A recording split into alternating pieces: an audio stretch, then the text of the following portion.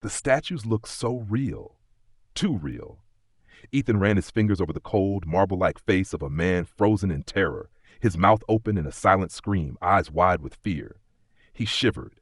Something about this place felt wrong. The cavern walls shimmered with an eerie green glow, and the air was thick with the scent of something ancient, something alive. A whisper slithered through the darkness, a rustling like scales sliding over stone. Ethan's heart pounded. He wasn't alone. Who dares enter my domain? The voice was smooth, almost hypnotic, but laced with something deadly. Ethan's breath hitched. He knew the legend, he knew the stories, but he had never believed them until now. A shadow moved. Then a pair of glowing golden eyes emerged from the darkness. The air turned colder. Ethan gripped the hilt of his dagger, his only weapon. But deep down, he knew the truth. A dagger wouldn't save him from Medusa. Ethan's grip tightened on the dagger, though his hand trembled. The stories had always described Medusa as a monster, a cursed creature whose gaze could turn a man to stone. But standing in the dim cavern, facing those glowing golden eyes, he felt something worse than fear. He felt her presence, a force that made the air around him heavy, pressing against his chest like an unseen hand. The slithering sound grew louder, coiling through the darkness. Then she stepped into the faint glow of the cavern's eerie light. Her face was hauntingly beautiful, framed by writhing serpents that hissed and curled like living shadows. Their forked tongues flickered, sensing the air, as if tasting his fear. Medusa tilted her head, studying him, her lips curling into something between a smirk and a snarl. "You're different," she murmured, her voice softer now but still laced with danger. "Most men flee the moment they hear my name. But you—" Ethan swallowed hard. His instincts screamed for him to run, to turn away before those deadly eyes locked onto his. But something held him in place. Curiosity, maybe. Or something deeper. "I don't believe in monsters," he whispered. Medusa let out a quiet, almost bitter laugh. "Then you are a fool," she said, "because monsters believe in you." A shiver ran down Ethan's spine. The way she said it, like a curse, like a warning, made his blood run cold. The cavern seemed to breathe around him, shadows shifting as if the very walls were alive. He took a cautious step back, but Medusa moved with him, gliding closer, the lower half of her body slithering over the stone floor. "Why are you here?" she asked, her voice coiling around him like an unseen thread. Ethan hesitated. He had come seeking treasure, like many before him, guided by rumors of gold hidden deep within this cursed place. But now, standing before the legend herself, gold seemed like a meaningless thing. I don't know," he admitted. Medusa's lips parted as if amused. "Lies," she whispered. The torches flickered and the shadows deepened. Something about her gaze, not directly meeting his, but lingering just out of reach, made his skin crawl. She was playing with him. And worse, he wasn't sure he wanted to leave. Ethan's breath came shallow, his heartbeat hammering in his ears. Medusa's golden eyes flickered like dying embers, and though he dared not meet them fully, he could feel their weight on him. She moved slowly, circling him, her serpentine lower half gliding effortlessly over the cold stone. The snakes in her hair hissed and curled, their beady eyes watching him with unsettling intelligence. "You're not like the others," she murmured again, this time almost to herself. "Most men scream. Most men beg. But you—" She tilted her head, her lips parting into a ghost of a smile. "You're curious." Ethan swallowed hard. "Maybe," he admitted. Medusa's expression darkened. "Curiosity is dangerous," she said, her voice almost sorrowful. "Especially here." The air in the cavern thickened, pressing down on him. He dared a glance at the statues around him. So many frozen figures, each one caught in the moment of their final terror. Their expressions were twisted with agony, their bodies stiff and lifeless, forever trapped in stone. Did they all deserve it? He asked suddenly, surprising even himself. Medusa's eyes flickered with something unreadable. "Deserve?" she repeated. "Do you think a curse chooses based on worth?" Ethan hesitated. "You're saying it's not your choice?" A sharp, hissing sound filled the cavern, and for a moment he thought the snakes would strike him. Medusa exhaled slowly, as if forcing herself to remain calm. "Do you think I want this?" she asked, her voice low, dangerous. "Do you think I enjoy being feared? Being hunted?"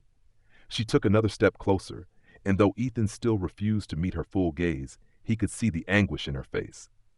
"I was a woman once," she whispered. "A girl, really. And then the gods took that from me.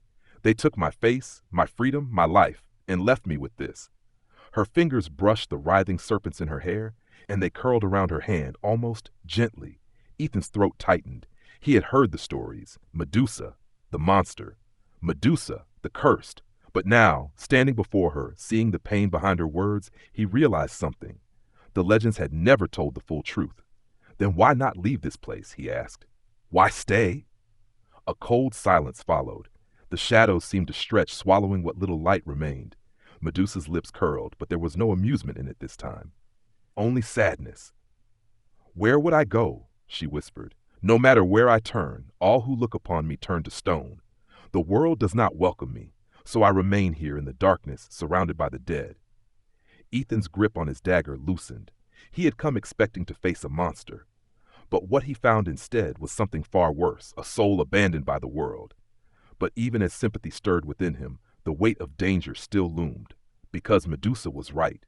A curse does not choose based on worth, and if he stayed too long, he would become just another statue in her lonely kingdom. Ethan's pulse pounded in his ears. He wanted to believe Medusa was something more than a monster, more than the legend whispered in fearful tones, but the cold truth settled over him like a shroud. No matter how tragic her fate, no matter how undeserved her curse, she was still death itself. One wrong move, one unlucky glance, and he would join the silent figures trapped in eternal horror. Medusa studied him, her golden eyes flickering like candle flames. You pity me. It wasn't a question. Ethan hesitated. I don't, she said sharply. I have lived long enough to know that pity is a poison worse than any curse. Her fingers curled into fists, her nails digging into her palms. The last man who pitied me thought he could save me. He thought he could break the curse. Ethan's mouth felt dry. What happened to him? Medusa exhaled, her gaze shifting toward the farthest shadows of the cavern. He looked at me, she said simply. A chill ran through Ethan's body. He didn't need to ask what became of the man. The answer stood all around him, frozen in stone. She turned back to him, her expression unreadable. And yet, you haven't run. Ethan wasn't sure why. He should have fled the moment he saw her.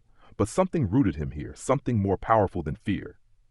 I don't think you're a monster, he admitted. I think you've just been alone for too long. Medusa's lips parted, her breath catching in surprise. For a moment, something like vulnerability flickered across her face. But then, just as quickly, it was gone, buried beneath centuries of pain. Kind words won't save you, she said softly. Not from me. Ethan tightened his grip on the dagger at his side, his mind racing. He didn't want to fight her, didn't want to be another fool who thought he could best a legend. But he also knew one undeniable truth. If he didn't find a way out soon, he would never leave. Medusa seemed to sense his thoughts. A slow, knowing smile curled her lips. You're wondering if there's a way to escape, she mused. If you can slip past me without meeting my gaze. Ethan's muscles tensed. She leaned in slightly, her voice a whisper of silk. There isn't. The torches flickered, their glow weakening. The cavern seemed to shrink, the air growing colder, tighter, as if that the very walls were pressing in. Medusa tilted her head. But I'll give you a choice, Ethan. Hearing his name from her lips sent a shiver down his spine. You can try to run, she continued, her voice low, though I promise you won't make it far. She took a step closer, the scent of something ancient and wild filling his lungs. Or, she paused, her golden eyes locking onto him, not fully, but enough that he felt the weight of her gaze pressing against his soul. You can stay. Ethan's breath caught. Stay? A slow, sorrowful nod. You are the first to speak to me in centuries, she murmured. The first to listen. Her voice wavered just barely. Perhaps I don't wish to be alone anymore. Ethan's heart thundered. Was this a trick? A trap? Or something else entirely? He had moments to decide. Run or stay. Either way, there was no turning back. Ethan's mind raced, his pulse drumming like a war beat in his ears. Run or stay?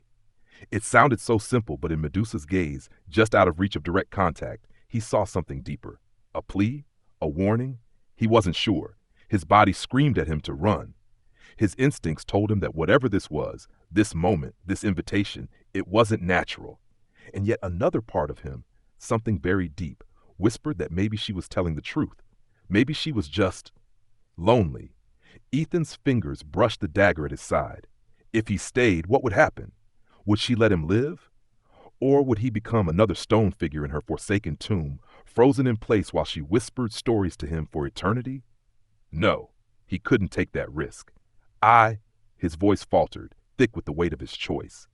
I can't stay. Medusa's expression didn't change, but something in her eyes shifted, like the last flicker of a candle before it dies.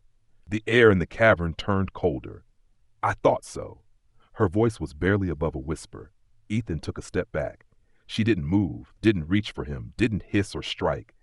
The torches dimmed, shadows stretching longer as if the cavern itself knew what was about to happen. And then softly she said, I'm sorry. Before he could react, the air around him seemed to twist. The torches flickered violently, and the shadows stretched toward him like grasping fingers. A wave of unnatural pressure filled the cavern, pressing down on his bones, his mind, his very soul. It was her power. The curse itself. Ethan staggered, his knees nearly buckling as an overwhelming sensation filled his body. A pull, a command. He fought to keep his eyes down, but it was unbearable, like an unseen force was dragging his gaze upward. The statues around him, did they fight this too? Had they tried to look away? His breathing was ragged now. His heartbeat thundered. His vision blurred at the edges. Run! Move! Ethan forced his body to obey, tearing himself away from the pull and sprinting toward the cavern's exit. His boots slammed against the stone, his breath coming in ragged gasps. Behind him, he heard Medusa let out a slow, weary sigh. She wasn't chasing him. She didn't have to. The curse was already working. His limbs felt heavier with each step. His joints stiffened. The air in his lungs felt thick, like breathing through stone. No, no, no, no. The tunnel's exit was just ahead, moonlight spilling into the darkness. If he could just make it, if he could just... His foot caught on something. His body lurched forward. He hit the ground hard, pain lancing up his arm as his dagger skittered away into the darkness. Ethan gasped, pushing himself up, but his fingers, they weren't moving right. His skin was graying, hardening. Tiny cracks formed along his knuckles, crawling up his wrist. No, I'm so close. He clenched his jaw, forcing his arms to move, to push, to crawl. Every inch forward felt like wading through solid rock. The exit was right there. The cool night air kissed his face, but his vision blurred. His legs wouldn't respond, his arms locked in place. The last thing Ethan saw before his eyes turned to stone was the night sky, vast and endless. And then, nothing. Silence. Cold, endless silence. Ethan couldn't move. He couldn't breathe. He couldn't even blink. He was aware, but trapped in darkness, his mind encased in a prison of unmoving flesh. No, not flesh. Stone. He had failed. Time lost meaning. Was it minutes, hours, days? He couldn't tell. All he knew was the unbearable stillness, the sensation of being locked within his own body, screaming in a silence that no one could hear. Footsteps echoed through the cavern, soft, deliberate. A shadow passed before him, barely visible in the frozen sliver of his vision. Medusa. She knelt beside him, her golden eyes dim with something like sorrow. Her fingers, cold yet delicate, traced the edge of his stone face. The snakes in her hair remained quiet, as if mourning. I told you, she whispered. Ethan could hear her. Somehow. He didn't know how, but the words slithered into his mind like a slow-moving river, sinking deep, filling the hollow void where his voice used to be. I didn't want this, she continued. Her voice was soft, softer than a monster's should be. But that's the curse, Ethan. It takes and it takes. And no matter how much I try to stop it, no matter how much I want to let someone go, I can't. A pause, then barely above a whisper, you should have stayed. Ethan wanted to scream, to tell her he couldn't, that it wasn't fair, that he hadn't chosen this. But the stone held him firm, his lips frozen in place, his body nothing more than another statue in her endless collection. Medusa exhaled slowly, her fingers lingering against his face. It's cruel, she murmured, to leave you like this, to leave anyone like this, but I can't fix what's been done. She pulled away, standing slowly. The cavern dimmed, shadows shifting like breathing things. The torches flickered as she turned, her silhouette retreating into the endless dark. Ethan wanted to beg her to stop, to turn back, to free him.